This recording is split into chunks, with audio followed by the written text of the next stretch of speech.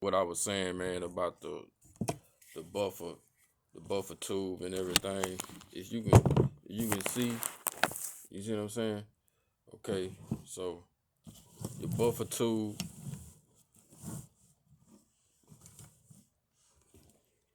this what's inside of it: the spring, the buffer, and your bolt carrier is dumping off into your buffer tube. But see, that's as far as it need to clear right here. Take the spring, bring the bolt carrier right here. See the mag well? See, your your your boat carrier is ain't going no further back than that at most.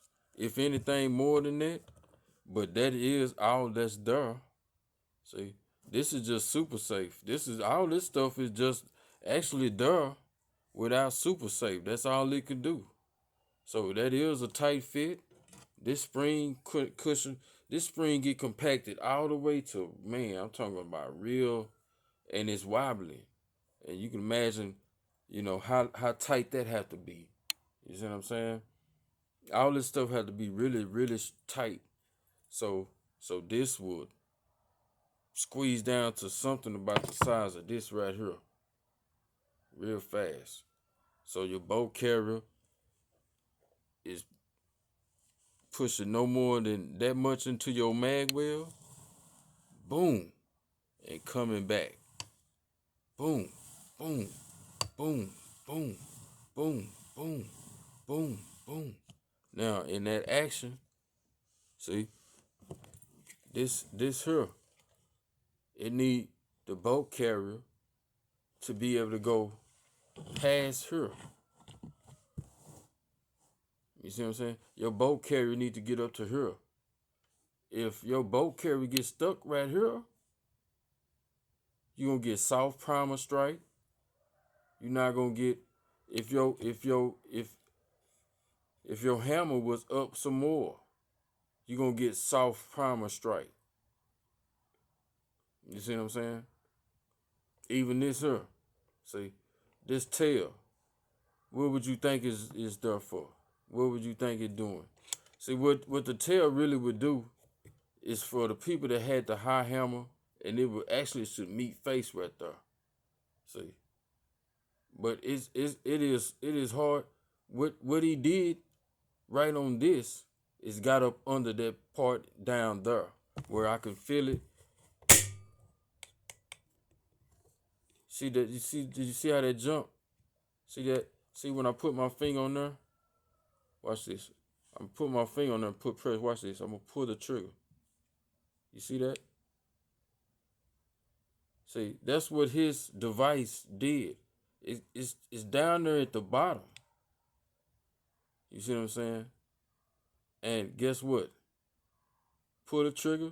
Where's this device going? It's going back. If it goes back in super safe and that hammer was down, it'll knock that hammer and it'll push it forward again.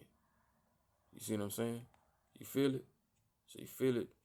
See, it's down there rubbing. That's why even like for something like this, where some of us were advised to, cut down that lower shelf.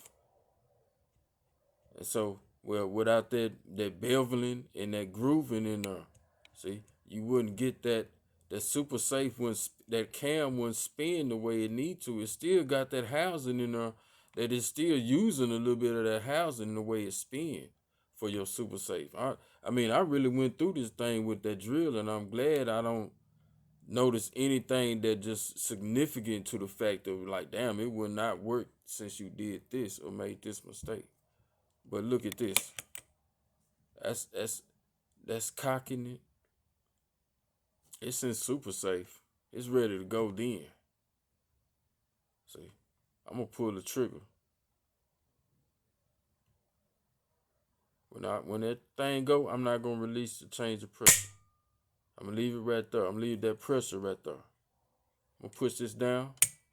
It snapped hard. I push back. It'll fire again. It pushed my finger up.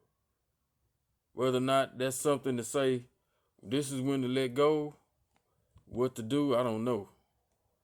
But see, my problem with it is, and this is what everybody else problem gonna be when it come time to come up. You see what I'm saying? Now it was inside of there to snap that trigger, right? But so far this way, it don't get there unless that part went down. And when did that do? When it blew back, that's it. And and when it came up, it was hitting something. It came up, it hit something, and when it hit it, it blew back down.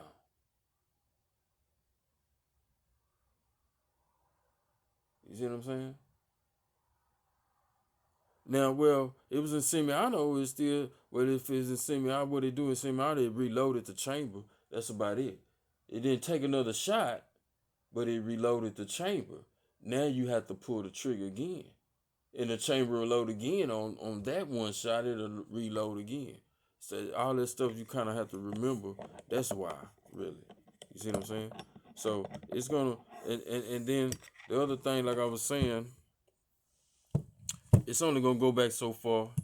Retro Magwell, as far as that, and it gotta go as far as this to push that cartridge inside the breech.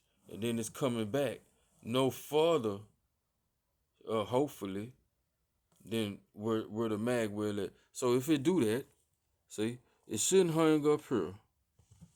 If it come and it goes no further than the Magwell, that should be good right there. See? Now the only thing is, right, where they would want you to have a full auto. See? The only thing I see is where they would want you to have that full auto. If you can knock off that, and you would save yourself the wear and tear, then you go get the right buffer. You can take this. This is I guess carbon length they would call. You see what I'm saying? But even it might be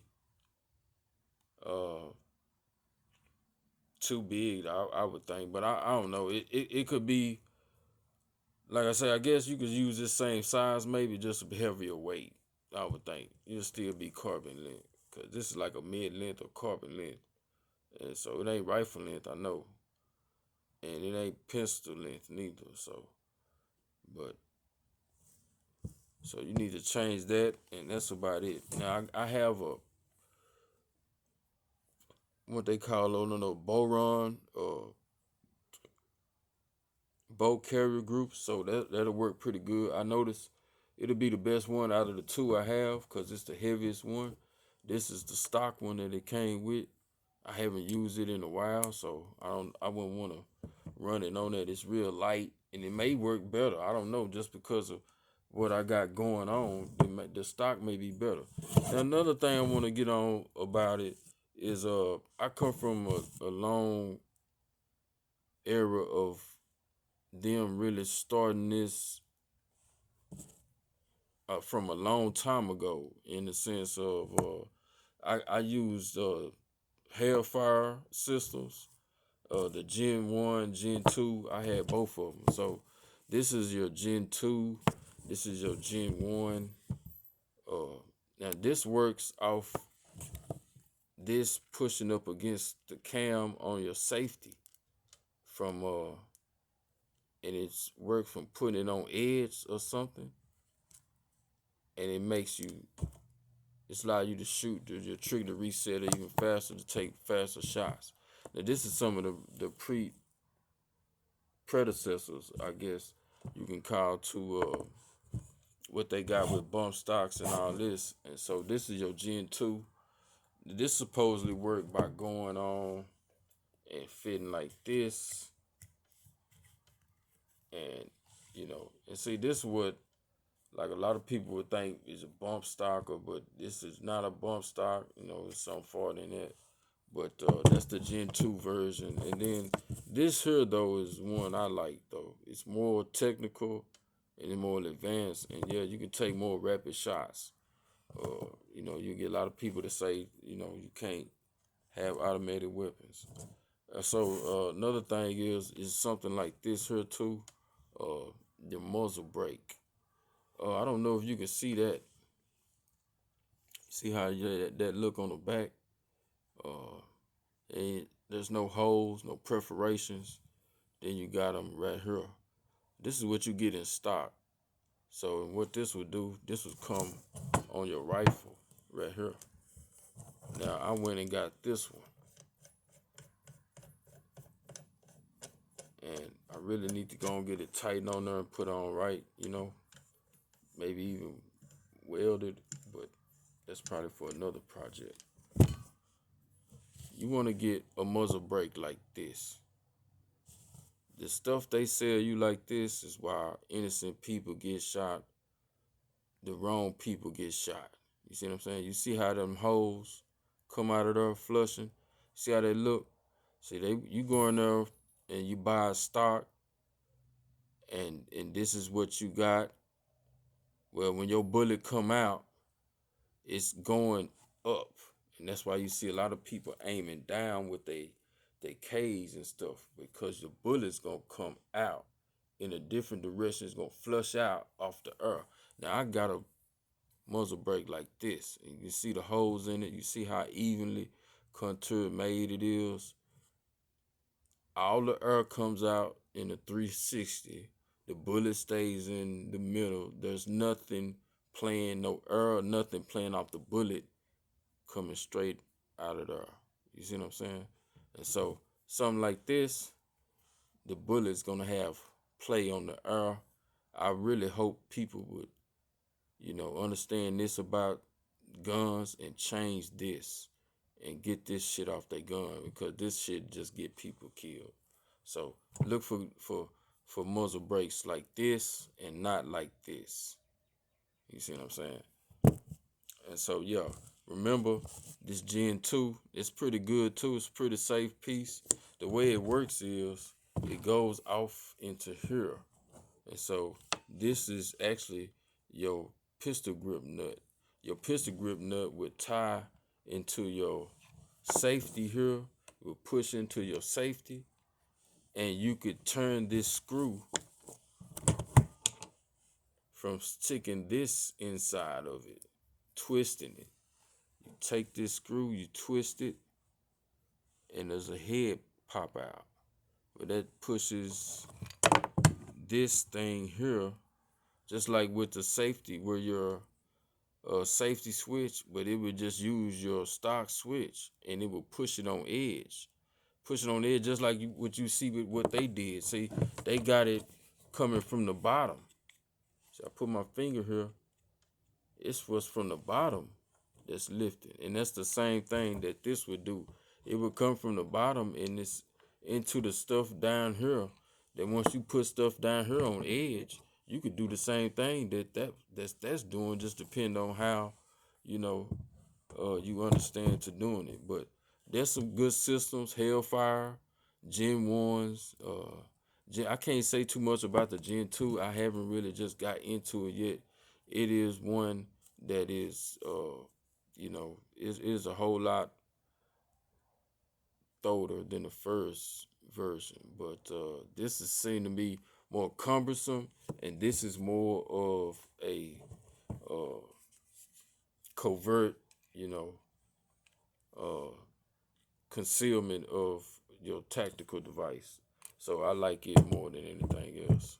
But yeah, that's really what I wanted to say to everybody about what I've been noticing. So uh, tell me what you think of in the comments. This is not nothing major. It's just some pretty much information being flared out. So appreciate anybody that would leave a comment. Thank you.